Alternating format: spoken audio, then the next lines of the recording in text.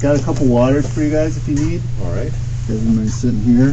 Where would you want everybody? If Officer or Mr. Thao could sit here, that'd be great. Bob, wherever you're comfortable sitting. I'll sit here. Okay. I'm just gonna get the door. Yeah. And I'm probably going to leave my mask on. I told James this. My mom is in hospice, and I got a call today from her 24th year. She's probably dying right now. So I'm probably going to go in to see her, so I don't want to kill her with COVID. Yeah. I'm sorry to hear that. Thank you, guys. I'm just gonna throw this here. Yeah. Okay. How are you? My name's Brent. I'm with the BCA. James from the BCA. Hey, I'm Blake Hofstetter with the FBI. And what's your name? Blake Hofstetter. Okay. I can get you my card. Bob, do you have your card or? Yeah. Maybe just so you remember who was in here. Trying to make sure. I got one for you too, Bob. Right. Good collection.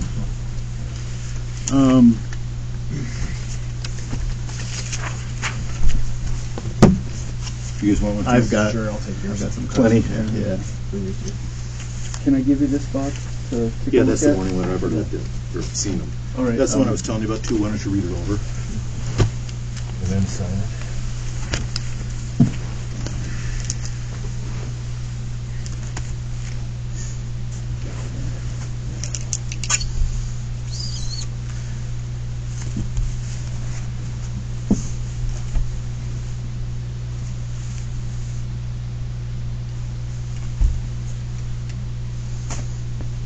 I don't really get any reception in here. Do you guys have some? It's kind of a black hole in here. Yeah. Is there a jammer or something? I don't know. You know, I think it depends on your service. Yeah, because it didn't work in the I room. get I'm it. AT&T, but Yeah, Yeah, no, just your Verizon works pretty well in here, but figures that AT&T wouldn't be as reliable.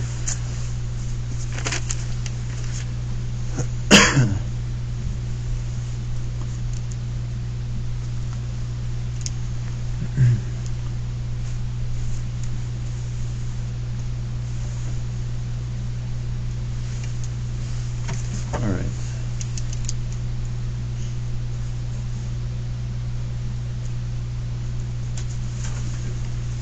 Thanks a lot.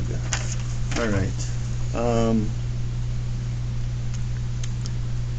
Water's for you if you need it. Okay. I guess just for purposes of the record, I'm just gonna kind of do a little introduction here about just naming everybody that's here. But I want to make sure I have your name correct. Is it Tu? Is that how you pronounce your first name? That's correct. T-O-U? Yes, sir. Do you have a middle name? I do not. And Thao. Do I have that right? T-H-A-O? Correct. Can I get a birth date from you, sir? 1-2-86. 1286. All right. How about an address? You know, can I ask you about that? What address do you want him to give? We've had information that there may be threats, so I don't want to have his address become a public record. Okay. What about phone? Same? Yeah. Okay. No If worries. you guys want like you can use my office address, the MPD. Okay. I know he's no longer employed there, but I don't want to do anything to put him in danger. I totally understand. All I can do is ask, so Okay. I'll respect that. That's fine. So today's date is June 2nd, 2020. The time is 15:05. The BCA case number is 2020-338. This is Special Agent Brent Peterson with Special Agent James Ryerson, FBI Special Agent Blake Hofstetter, and we're here with Tu Thao and his attorney, Mr. Robert Pauly. All right. So before we started here, I presented you with that form, the investigative warning form. You had an opportunity to review that? Yes. Discuss that prior with your attorney? Yes, sir. All right. So is it your understanding that you're here voluntarily? Yes. You realize you're not under arrest nor going to be arrested? I do understand. Okay. So everything that we're going to talk about here is on a voluntary basis. Do you, Bob, anything you want to add before we kind of get into it, or? I don't have anything specific to add, thank you. Okay, great.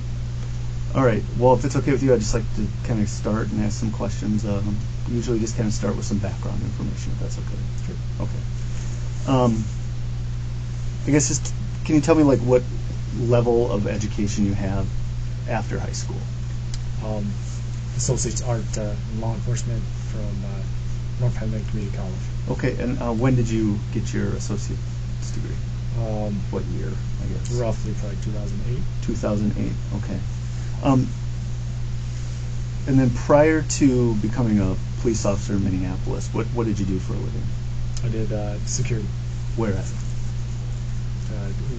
Wayland Security was the last name. Is that here in the Twin Cities? Correct. Okay. What year did you get hired by Minneapolis Police? I believe 2008 was when I got hired as a community service officer. Okay, and can you just explain what a community service officer is for the city of Minneapolis? It's kind of a recruitment mechanism to kind of recruit folks from different backgrounds. And like I applied and got accepted in.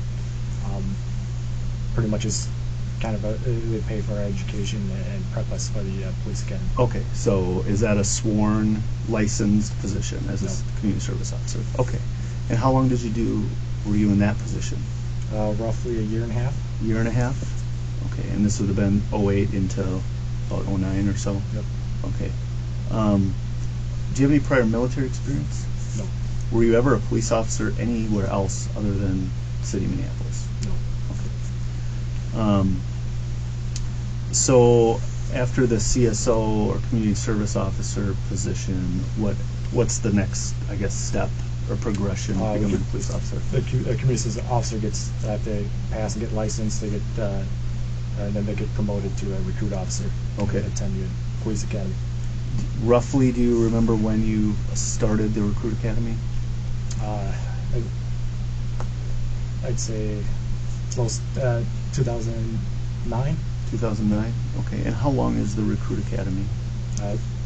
About 4 to 6 months. 4 to 6 months. Okay. Or And recall offhand. no, that just rough estimate's fine. So what's kind of the day to day at the academy? Like, what do you do at the academy? What do you learn at the academy? Pretty much just you kind of get the tools to learn to become a police officer. Okay. Learn policy and skills that will eventually be used into the street. Like, what are some examples of some things that you would learn at the academy? Policy, defensive tactics, scenario based training, Firearms. Okay. Is there a component of the academy that's like scenario based learning? Yes. Did you ever have any formal training at the academy, or even maybe after the academy, in crisis intervention or de-escalation techniques or anything like that? Yes, the police department at some point had sent the whole department through a crisis intervention training. Okay. Do you recall how lengthy of a training that was? I believe it was a week. It was a 40-hour or a week Yep. long, and you successfully completed that? Yes, sir. Do you approximately know what year that was? I do not recall offhand. Was it after the police academy It was. or during the academy? I believe they have a little part, the CIT training. Yep. But most of my, I guess most of the intensive training occurred at I don't know, maybe the 5-year mark of my career. Okay. Okay. Just roughly. All right. So you were already on the job on the street, and you went through that. Was that a voluntary thing, or did they send? It was a mandatory thing. Mandatory thing. Okay. And you, just so I'm clear, you did successfully complete that? Yes. Okay. And when you say CIT, we're talking about crisis intervention training? Correct. Okay. We'll come back to that a little bit. So in the academy, are you taught like first aid and CPR and things like that? Yes. What's like the highest, or what level are you at as far as medical training? Pretty much it's just first aid, and then refreshers Okay. every few years. So First aid. okay, so basic like CPR, first aid. You're not like an EMT or higher than that. Nope. Okay. And is that something that they train you in the academy and then you refresh every so often? Correct. Is that a yearly refresher? I wouldn't say it's bi-yearly. Okay. I don't remember offhand. Okay, understood. So after the academy period ends, what's kind of the next step in your training? You go through field training officer school. Okay. And is the abbreviation for that FTO? Correct. Okay. Approximately how long is that process for you? I believe it's like 6 months process. So you have 4 to 6 months in the training academy, and then another 4 to 6, or another approximate 6 months. Roughly, in yep. FTO. And then just kind of generally, kind of high level, what do you do in FTO training? How does that work? Pretty much you kind of follow a mentor officer, experienced officer. Mm-hmm. They kind of just teach you the ropes of being a police officer in the real world. Is it the same training officer through the entire process, or do you? No. How do they mix that up? I believe every month Mm-hmm. you cycle through different training officers. Okay. So are you in different parts of the city in different shifts and things like that, or do you kind of just stay on the same? I believe you're assigned to a precinct for first a few months, and then you get reassigned to a different precinct or different exposures. So during your FTO process, what precincts were you assigned? I was assigned 4th, 1st, and also 3rd. 4th, 1st, and 3rd. Okay, so 4th precinct is what part of the city then? North Minneapolis. 1st is what? Downtown. Downtown area, and then 3rd is South Minneapolis. Okay. Did you successfully complete your FTO training, or did you have to get kind of extra training, or I did a extra training. like an extension? I think they call it. Correct. Okay. And how long of an extension was it? I don't recall offhand. Maybe like a month or less. Okay. Obviously, you successfully completed it. When you are going through FTO training, are you a fully licensed police officer at that time? Yes. Okay. So, what was your most current role with the police department? What precinct were you out of? 3rd precinct, and patrol officer, responsible for 911 response. Okay. What shift were you working? Middle watch. What are those hours? 4 to 2 a.m. in the morning. 4 to 2 a.m. Okay. And did you have a specific district that you were assigned? Yes, the Sector 3. Sector 3. Can you just, what are the borders of, or what's the area that's Sector 3 in the Border is, the east border is Hiawatha, the south border is Highway 62, the west border is 35W, and the north border is 42nd Street East. Okay. Is that a fairly busy area of the city? I would say it's more a quieter area. Of the precinct, I should say. Okay. It's a little quieter area? Correct. All right. So, are you confined to that district, or are you allowed to kind of go up throughout the precinct? We're not necessarily confined to the district. We're just assigned to take calls specifically to that district and patrol that area, but we're not necessarily mandated to. So, I mean, the incident we're going to talk about here that happened on the 25th, that happened in the area of 38th in Chicago. Would that be outside of your normal patrol district? Yes. Is it common, though, to respond as a backup or assist other officers in other parts of the precinct? That's correct. Okay. Go ahead. Did you have any additional responsibilities with the police department? Any specialty assignments, or I mean, were you yourself a field training officer? Or anything like that? No specific specialized training. Okay. All right. What about a patrol partner? Did you typically have a partner? Whoever's assigned to, we're all assigned different squads. Pretty much, there's 4, 5 to 6 people that may be assigned to it, and based on who's working that day, it's whoever's on your squad. Okay. You're assigned to work with. Did it tend to work out that you'd be with 1 or 2 officers generally all the time, or did you constantly have different partners? I would say the middle. Since I went to middle watch, I've gone through several different officers. Okay. Okay. So on the 25th, what we're here to talk about, did you have a partner that day? Yes. Who was that? Officer Shop. Had you worked with Officer Chauvin previous to that day? Yes. Okay. Have you known him for a while? When I went to 3rd Precinct Middle Watch, that's when I first met him. And when did you go to 3rd Precinct Middle Watch? I went from Dog Watch to Middle Watch. Okay. So I'd say roughly 3 years ago was when I transitioned over. So you've been on Middle Watch for about 3 years? Correct. Okay. And so you've known Officer Chauvin for about that amount of time? Yes. And were you in a regular, semi-regular partnership with him at times? Yes. Okay. Do you know him outside of work? We don't really talk outside work. I don't really talk much outside. Don't socialize? Too much. Okay. Is he related to you in any way? No.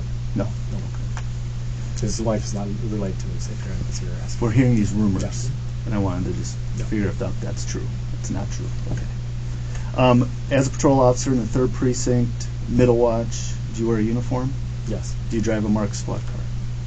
I do. Okay. Can you just describe for us kind of what your uniform looks like, your kind of day-to-day uniform that you would wear? Navy pants, sky blue shirt, outer sky blue vest, and pretty much your standard police equipment. So,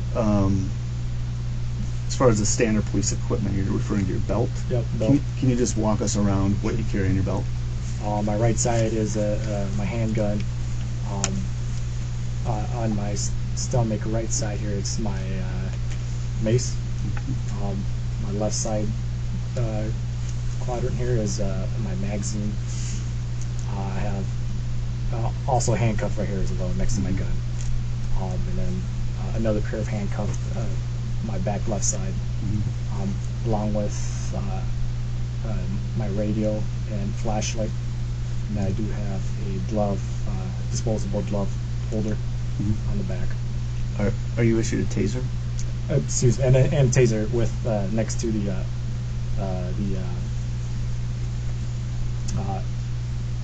radio. So on the opposite side of your handgun? Is that Yep. what you're? Okay. All right. Your uniform, do you have any patches or anything like that on it? Standard Minneapolis police patch on both sides. Okay. Are you clearly identifiable as a police officer in that uniform? Yes. Have you ever been confused for something else other than a police officer in that uniform? No. Okay. Are you issued a body-worn camera? Yes. Where on your person do you typically? Right next to my radio, which would be right about approximately mid-chest. Mid-chest, okay. The date we're here to talk about, the 25th, was your body-worn camera on your person and activated? Yes. Okay. Have you had an opportunity to review your body-worn camera video from that day on the 25th? Yes. When did you watch that? Today. Did you watch it prior to today? I did when to clarify, I guess. I did when we do police calls. We enter case numbers. Yep. And sometime, majority of the time, especially for the driver, the thumbnails Okay. of the video will show just a steering wheel. Okay, like the first frame of the video. The first frame. Okay. So it helps to just click and just see what video this is, Okay. and then I usually just pause and then it's that video. So then I put in the case number Okay. specific to that video. Okay. So your responsibility then, when you have recordings, is to categorize them. And sometimes in order to categorize them, you need to watch them. Is that what you're saying? A little bit, just to figure out what it is. Yep. Okay. All right. And how do you watch them? Is your the phone, the city issued phone, Okay. So it connects somehow to your Wi-Fi? Yes. Understood. Okay. Did you watch the whole video, or Just to get a sense of the scene, this what video this is at. and is that all within the policy of the police department to do that? I don't believe there's any policy that says that you can't. Okay. Perfect. You mentioned you watched some video today, and that was here at the BCA, correct? Yes. Who was present with you when you watched that? My lawyer. Okay, Mr. Pollock? Yes. All right. Anybody else present? Nope. All right. And how many videos did you watch? I believe it was 4 videos. Did you watch them in their entirety? Yes. Okay. How many times through? Once, and then the longer video, about the second time. Okay, so the main video that kind of shows the incident we're here, or part of the incident we're here talking about, you watched it twice? Correct. Okay, understood. Well, let me just intervene. Did Sure. you watch the entire large video or just parts of it? Just parts. Just parts. So one time through, and then went back and watched parts of it. Correct. Okay, I understand. Your squad car, do you typically drive kind of the same squad car every shift? That specific one, 352, is not our squad. Is that the car you were in on the 25th? Yes. Okay. We're designated squad 330, but it was the actual squad is 352. Okay. So does your call sign necessarily have to reflect what the squad car number is? No. Okay, so your call sign is 330, but you're in squad 352. Correct. Okay. What did the squad car look like that you were in? Can you describe that? It's one of the older squads. It's a SUV Ford. Okay. Standard Minneapolis police marked squad. What's like the color signature on it? Black and white with a police shield. Okay, where's the police shield? On the doors. All right. Do you have a light bar exposed or hidden, or Light bar. Light bar. Full Okay. light bar. Is there a recording device, a recording system in the squad car? It was a MVR. MVR. Okay, and what is an MVR? There's it's basically the camera for the squad. Okay. That faces forward. Okay. Do you know if the MVR was activated during this incident we're here to talk about? I activated when we started out code 3 run. Okay. And then once it was deemed dispatch say was or squad 320 called it their code 4. Yeah. We slowed down. I turned off the light and turned off the squad video. Okay. So when you say code 3, Meaning lights and sirens, emergency. does the camera automatically turn on, or do you manually turn that on? Automatically should turn on. Okay. And then when you downgrade, does it turn off automatically, or you manually? I manually turned off. Okay, understood. Have you watched that video at all? No. So is that you turned that off before you got to the scene? Is that how I'm understanding it? Correct. Okay, so it would just show you driving fast for a little bit, and then okay, understood. All right. That day when this incident happened, prior to the call that you went to assist at 38th in Chicago, do you have any recollection approximately how many calls you had been on prior to that? Rough estimate? I would say 3, possibly 4. I don't recall offhand. Do you remember any of those calls? I remember the last one, What was that? which was a domestic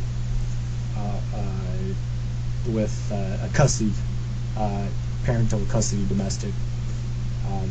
We spent a couple hours doing that. Okay. Was there an arrest made or anything significant about that call? No. Okay.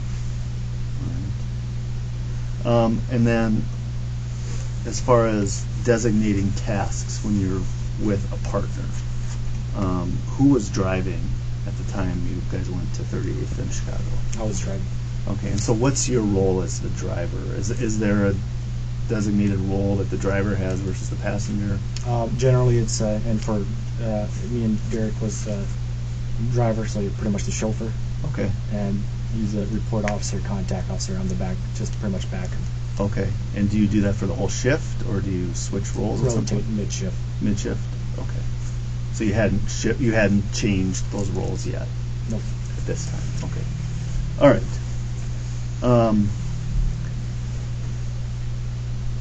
When you guys were responding to the call, what information did you have? We were at the station at the time. Okay. And I'd heard 320 kind of call for a backup, and it sounded like it was urgent just by his voice. And so I went out, and Derek went out as well, and we went into the squad car. And then I guess he was reading remarks as we were en route. What did you know about the call that they were on? I should probably, I guess, backtrack a little Sure. bit. We were initially dispatched to this call first, out of sector, because we were the only one available. And then 320 cleared their call and canceled us. So and took their call in their sector, and so I had heard remarks that it was a forgery in progress. Okay. All right. And then before we get into kind of the story about what happened, Squad 320. Tell us about those officers. What do you know about them, or have you worked with them? Very new. I believe Officer King was just 2 days off FTO. And Officer Lane was about a week just off FTO as well. Okay. So, in your experience, is that pretty common to have two kind of rookie cops ride together?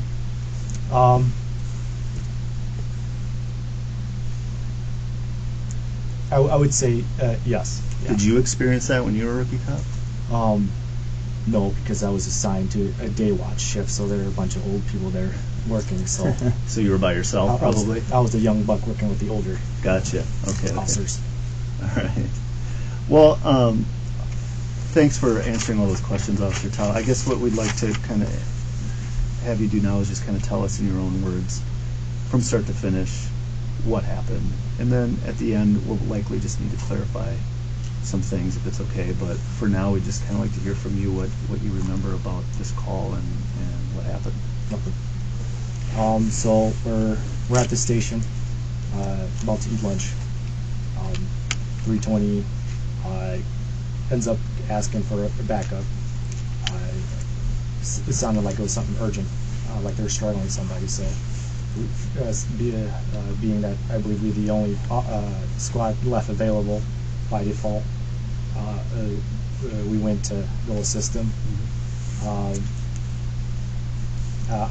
I drove us about halfway there, and 320 had called code 4, which said they're okay. Dispatch canceled us, but knowing the area, and they're so new too, knowing the area, it's the cut food specialty, that specific store is a known blood gang hangout, especially hostile to police. So knowing it's just those two there, especially very new, I decided to continue, at least to give scene security for them to finish whatever call they were doing. So we continued on to go assist. Once we come in westbound from 38th, I see right at the intersection, I see park officer Chang with two, with I believe male and female there. It looked like they were being detained, being that he was outnumbered. I pulled off to the left side to back him up.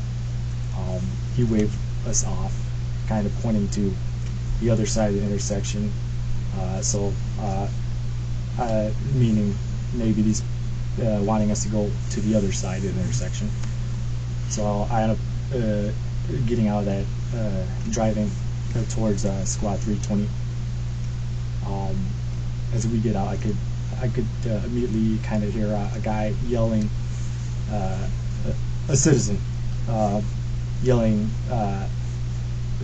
saying something similar to, "Hey, just do what they say," just similar to that. You're not going to win. Basically, trying to reason with a guy. As I approach the squad, the doors open. The rear driver doors open. I see Officer King trying to get the later to be Floyd. At that time, we didn't know his identity, but and Floyd resisted and refused to voluntarily sit in the squad car as Officer King was ordering him to sit in there. I could see that Floyd was stiffening up his body in a way to kind of prevent Officer King to kind of insert him in there. Floyd's kind of a bigger guy, so he's bigger than all of us. And he's yelling, saying he doesn't want to go into the squad car. And is saying he's claustrophobic. From my understanding, he was sitting in a vehicle prior. So, Officer King was trying to get him. They're able to kind of get his head in at some point. Officer Lane is on the other side of the squad. Opened the rear passenger door. Essentially, Officer King is trying to push as Lane is trying to pull him in because Floyd is resisting and not following directions. At some point, he's able to get his body inside, but ends up flinging himself out of the door where Lane was trying to pull him in, which is the rear passenger door. So he flings himself out.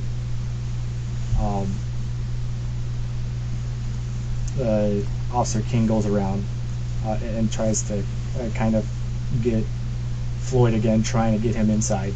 So I take the initiative now to take the rear passenger door and become the puller. I never get a chance to pull him in just because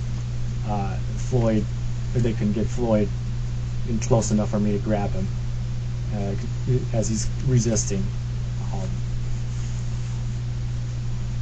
So at that point, I determined that I need to go around and just tell them, hey, this is pointless. This is not going to work. He's not going to go in. He's not going to be cooperative. He's already shown it. If we put him in there, he's just going to end up being the possibility he might end up hurting himself as banging himself on the windows or kicking out, damaging the squad car. Let's just stop what we're doing and put him on the ground and call for an ambulance. It was obvious to me that he was likely high on something. Just from my experience, the way he was acting, and the lack of being able to reason with us or even calm down. So as we put him down, he's still struggling, kind of trying to get up and just not relaxing at all. And they're trying to get control of his body. So I determined, since I could tell that the 3 officers on the ground were getting tired. Everyone's breathing hard. So I decided, let's grab a hobble and try to restrain him that way. So I go in the back of the SWAT 320 and try to. And this whole time trying to communicate with 320, trying to figure out where their hobble is, because I have no idea where it is, because I'm the only available hands that can do that. So I ended up finding the hobble. I think it was, I believe, Officer Lane's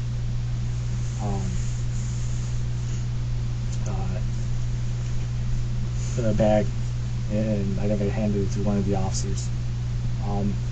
But then at that time, several minutes had gone through, and I already know an ambulance on the way, and I already communicated with them to figure out if a ambulance is on the way, and I believe I've asked Officer Lane, hey, just to verify, do you guys have an ambulance on the way? Yes, code 2, and the situation where the crowd was starting to kind of gather up, and especially in that area where there's hostile police, and the way Floyd is acting, I went on the radio and told dispatch that we needed the ambulance here, code 3, emergency lights and sirens. Since the ambulance is already on the way,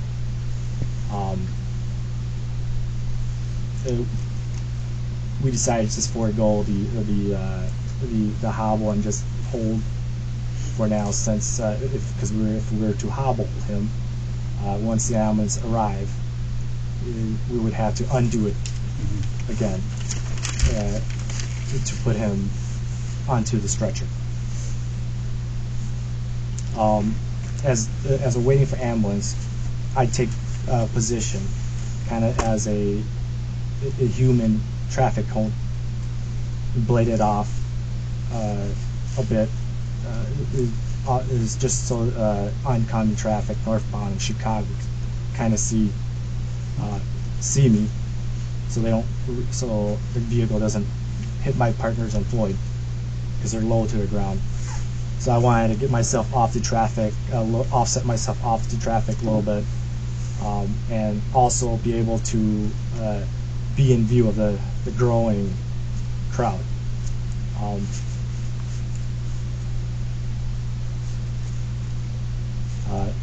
So I just kind of so the rest of the time I'm just kind of focusing on traffic and the crowd. That's what I felt my job was at the time, is crowd control and make sure my guys don't get run over. As the crowd is starting to grow and become loud and hostile toward us, I decided that to forego traffic and put myself in between the crowd and the officers, and turned off looking at just spending majority of my attention looking at the crowd, make sure they don't charge us or bull rush us, as the officers on the ground are defenseless.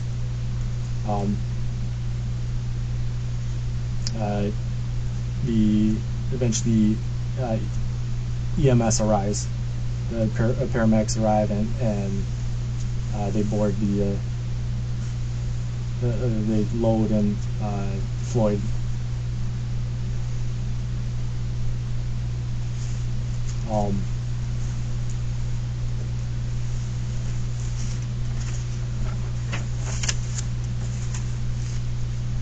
After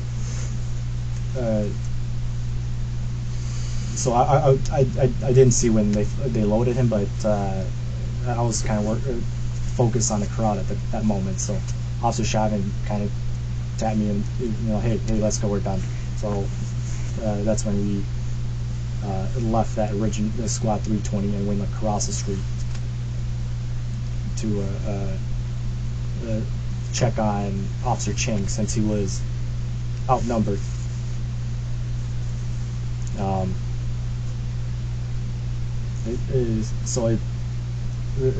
That right there is pretty much essentially what he pretty much done with any contact with Floyd.